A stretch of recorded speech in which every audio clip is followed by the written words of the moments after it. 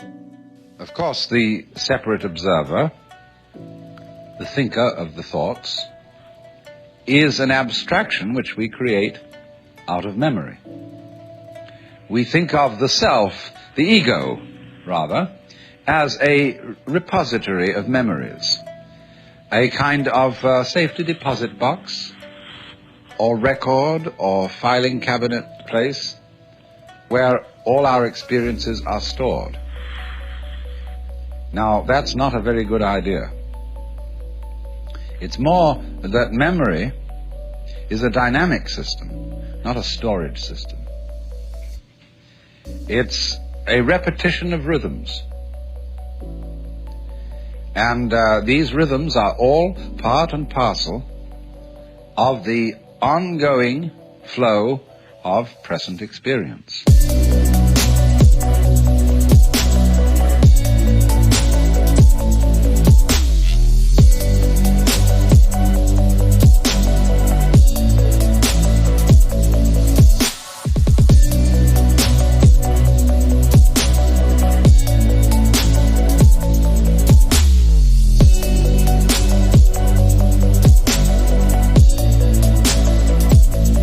Jiggle, jiggle, jiggle.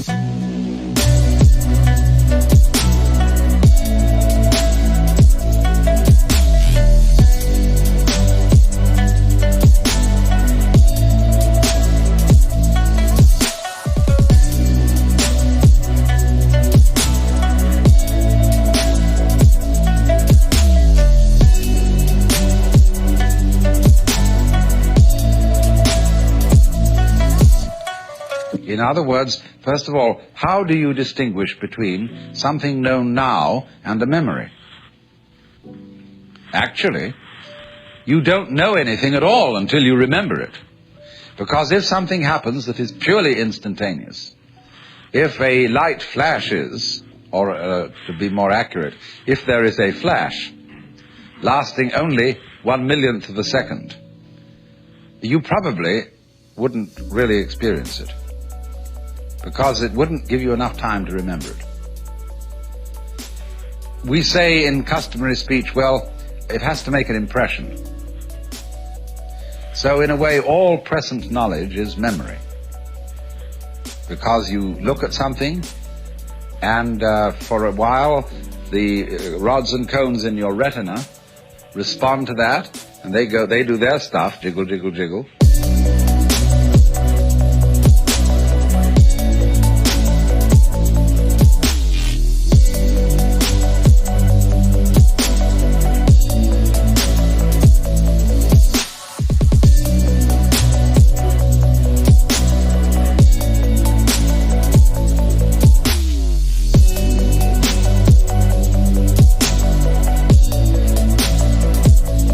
Jiggle, jiggle, jiggle.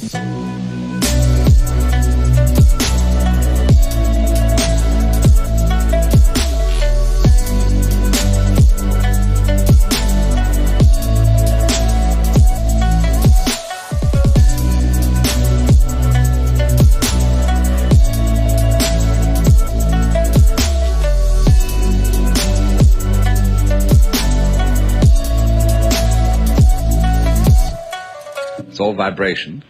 And so as you look at things, they set up a series of echoes in your brain.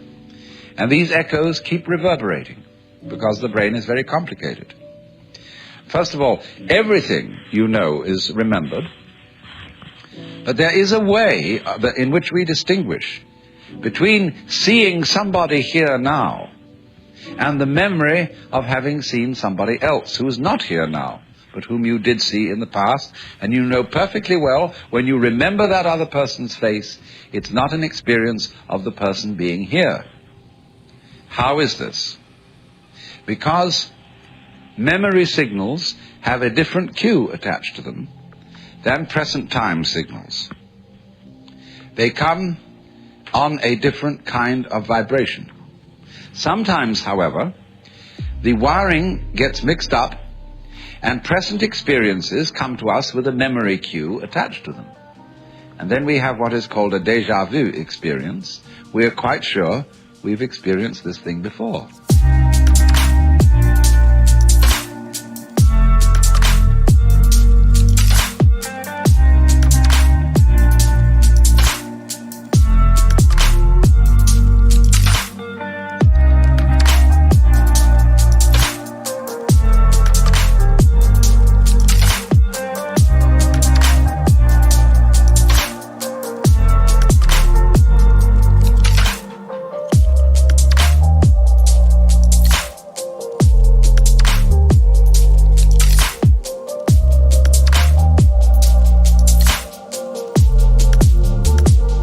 we're quite sure we've experienced this thing before.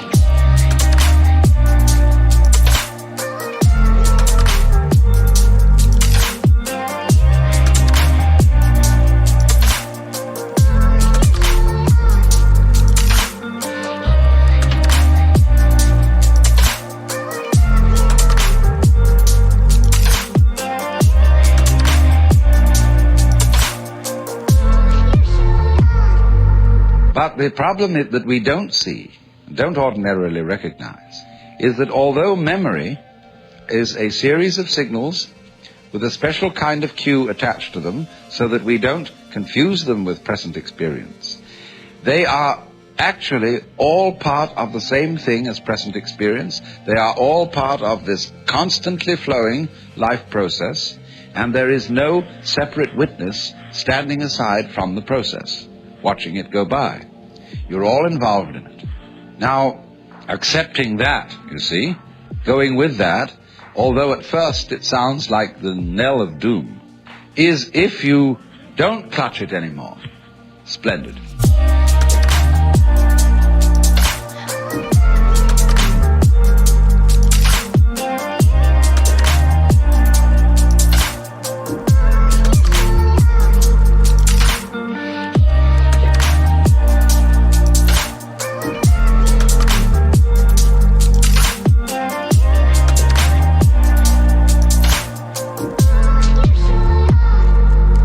Splendid.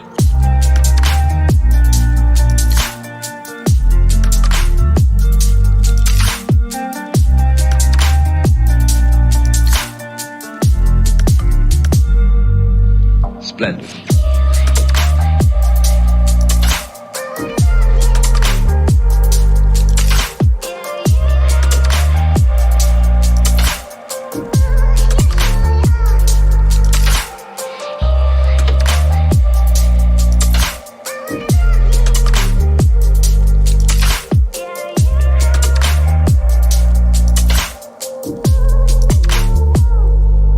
That's why I said that death should be an occasion for a great celebration, that people should say, happy death to you, and always surround death with joyous rites, because this is the opportunity for the greatest of all experiences, when you can finally let go because you know there's nothing else to do. There was a kamikaze pilot who escaped because his plane that he was flying at an American aircraft carrier went wrong, and he landed in the water instead of hitting the plane, so he survived. But he said afterwards that he had the most extraordinary state of exaltation. It wasn't a kind of patriotic ecstasy, but the very thought that in a moment he would cease to exist, he would just be gone, for some mysterious reason that he couldn't understand, made him feel absolutely like a god. Well then, in Buddhist philosophy, this a sort of annihilation of oneself, this acceptance of change, is the doctrine of the world as the void. This doctrine did not emerge very clearly, very prominently in Buddhism until quite a while after Gautama the Buddha had lived. We begin to find this, though, becoming prominent about the year 100 BC, and by 200 AD it had reached its peak.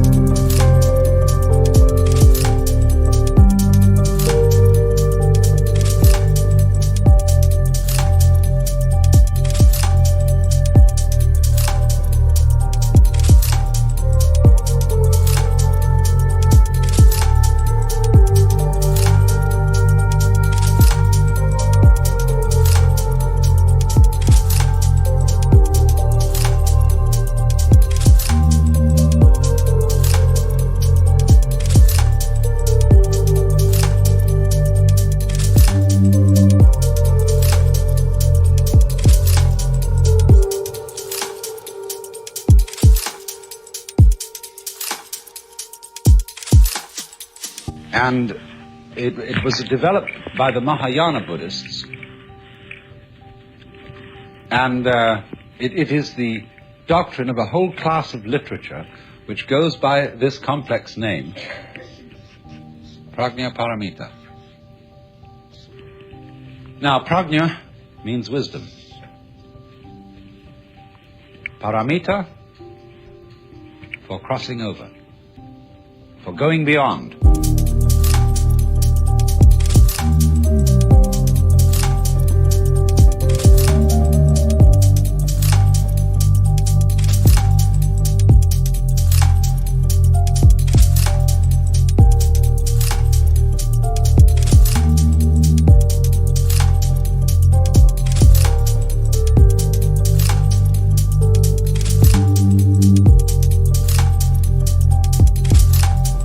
There is a small Prajna Paramita Sutra, a big Prajna Paramita Sutra, and then there's a little short summary of the whole thing called the Hridaya, or Heart Sutra. And that is recited by Buddhists all over Northern Asia, Tibet, China, and Japan. And it contains the saying, that which is void is precisely the world of form, that which is form is precisely the void. Form is emptiness, emptiness is form, so on. And it elaborates on this theme. It's very short, but it's always chanted at important Buddhist ceremonies. And so it is supposed by scholars of all kinds who have a missionary background that the Buddhists are nihilists, that they teach that the world is really nothing, there isn't anything, and that there seems to be something is purely an illusion. But of course this philosophy is much more subtle than that.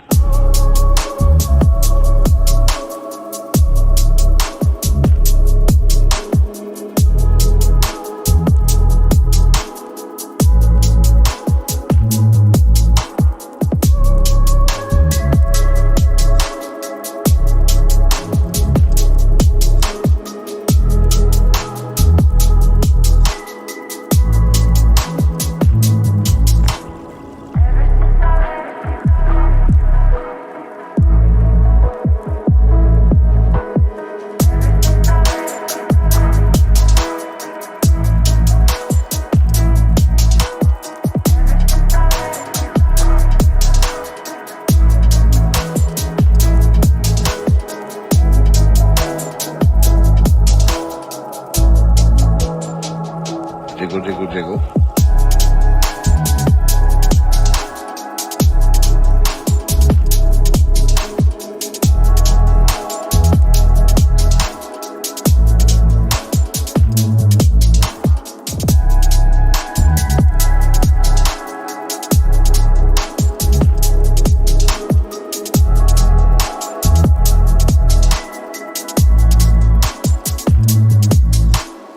The main person who was responsible for developing and maturing this philosophy was Nagarjuna, and he lived about 200 AD. One of the most astonishing minds that the human race has ever produced.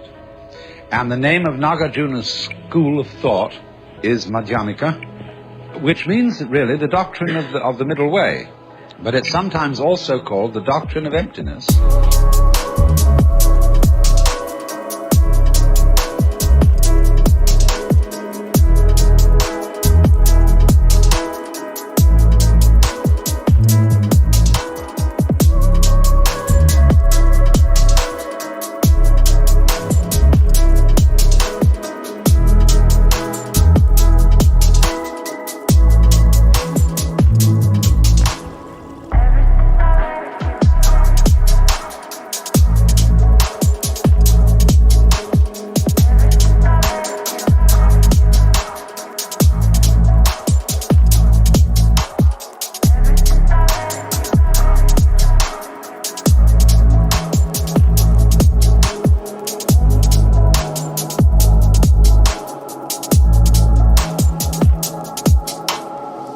Or Shunyavada, from the basic word shunya, or sometimes shunya has ta added on the end, and that ta means ness, emptiness.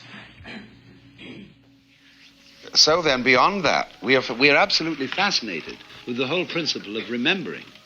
And so then, when there's some gathering of people, and we say, well, this is a great day, what a wonderful picnic, or whatever it is we're having, it's a pity somebody didn't bring a camera. It should have been photographed.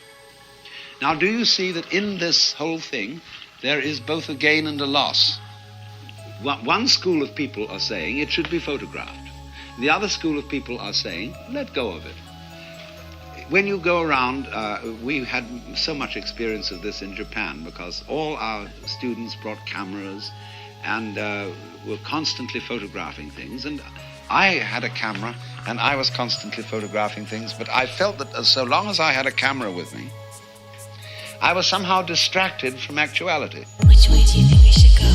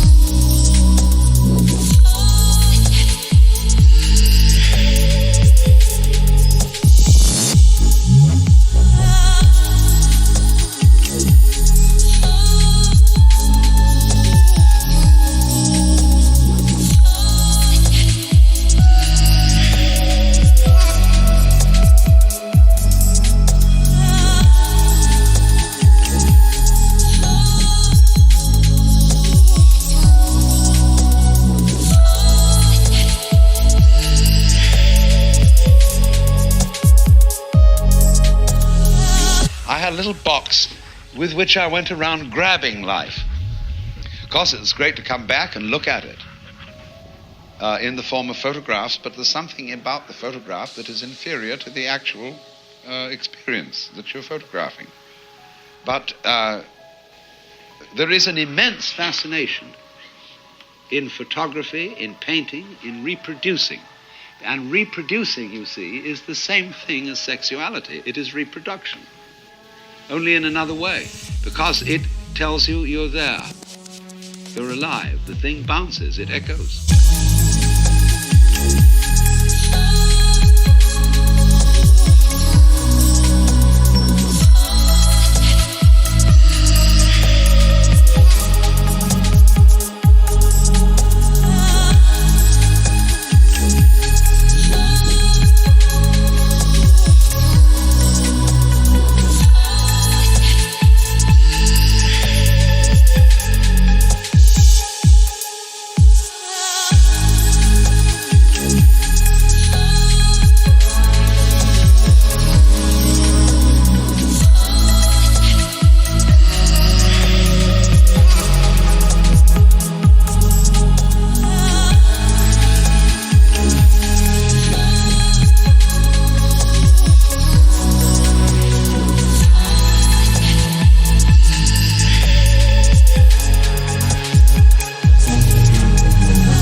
So the duplicity in all this is, you see, one school of religious people say, let it all go, don't be attached.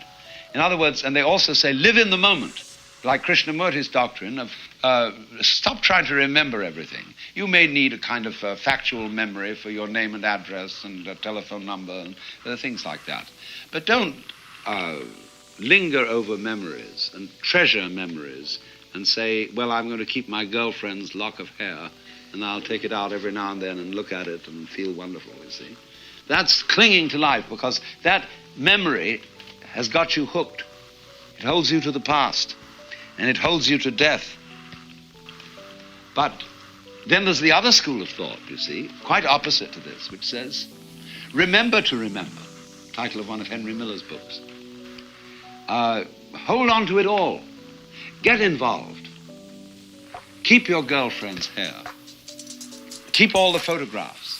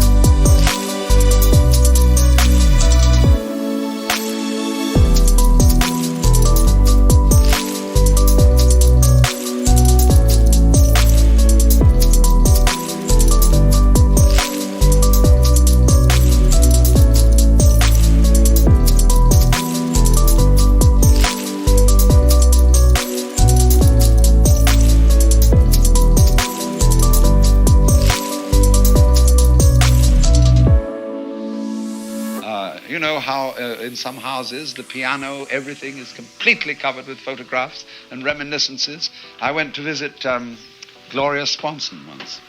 I've never seen such a house full of memories. Everything in all directions was Gloria Swanson. Photographed on this occasion, signed on that occasion, presentation this. I went to visit once, too, the wife of the former Archbishop of Canterbury. And the whole house was memorials. I mean, it was a complete clutter of tombstone furniture with little brass plates on it, presented on the occasion of this, that, and the other. Well, you say, look, that person isn't really living.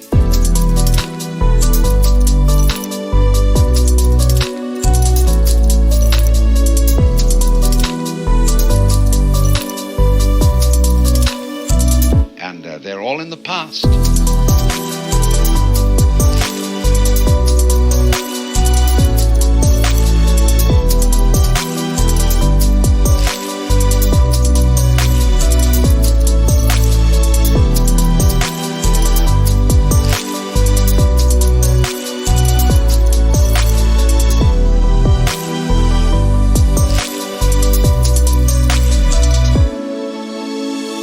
On the other hand, what is life, you see, except there is a memory, except there is an echo? So what I want to point out, you see, is the duplicity of all this. That you don't take, if you're a wise man, you don't take sides in this issue. You do both sides. And that is the meaning of the unity of samsara and nirvana.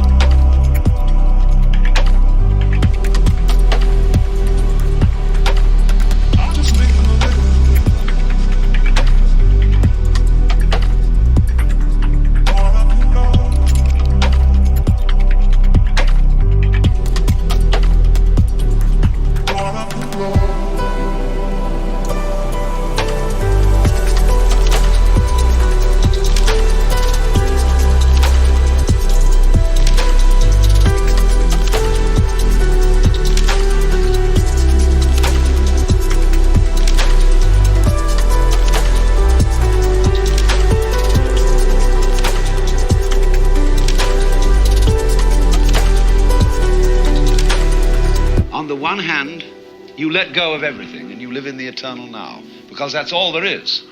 See, memory is an illusion. It's all gone. So everything you know about that makes an impression on you is no longer there. That's the meaning of Maya. There is only the eternal now. There is only the present moment. There never will be anything else. Because even what you're remembering is happening in the present. The memory is in the eternal now, isn't it? See?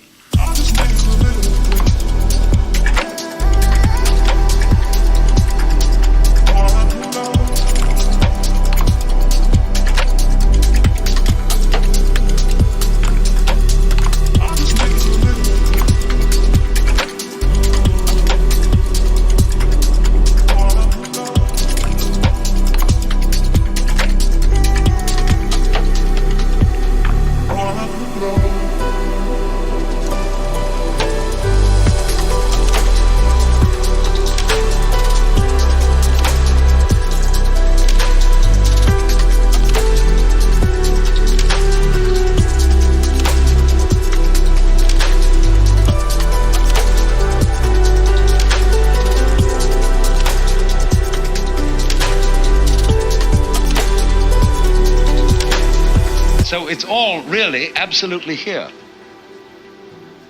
But on the other hand, what fun to drag it out and to make it echo and to get involved and to fall in love and to become attached. Once R.H. Blythe wrote and said to me, I may have told some of you this story before, he wrote me a letter and said, "What are you doing these days? As for me, I am abandoning all kinds of satori and enlightenment, and I'm trying to become as deeply attached to as many people and as many things as possible." Because these are the two sides, see? So, the thing is this. It's just like riding a bicycle. It's a balance trick. You suddenly find yourself falling over one way. Well, you balance that, you turn into that direction, and you stay up. And so in the same way, when you find yourself becoming too attached to life, you correct that with the realization that there is nothing except the eternal now. Then when you feel that's all right now, you see, you're safe again, this is the only the eternal now, once more you go and get attached. Or you get involved, you get concerned about some enterprise, social, political, amorous, familial, scholarly, artistic, whatever it is, you get involved. And the two always go together. So this is the meaning of this symbolism. Because the male only knows he's there if there's a female. It's the echo. And she only knows she's there if there's a male. Nobody ever came into existence without a couple of parents, see? And there's simply no other way into this universe.